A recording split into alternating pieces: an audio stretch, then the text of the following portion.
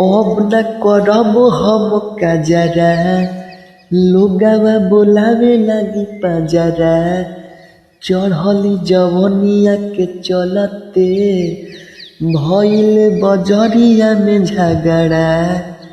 कमर के नीचे चोटी कके चलेलू छोटी, देखी पागल भइल बानी। जवानी तोहर जान मारता, चुवेला होठवा से पानी। जवानी तोहर जान मारता, देखी पागल भइल बानी। जवानी तोहर जान मारता।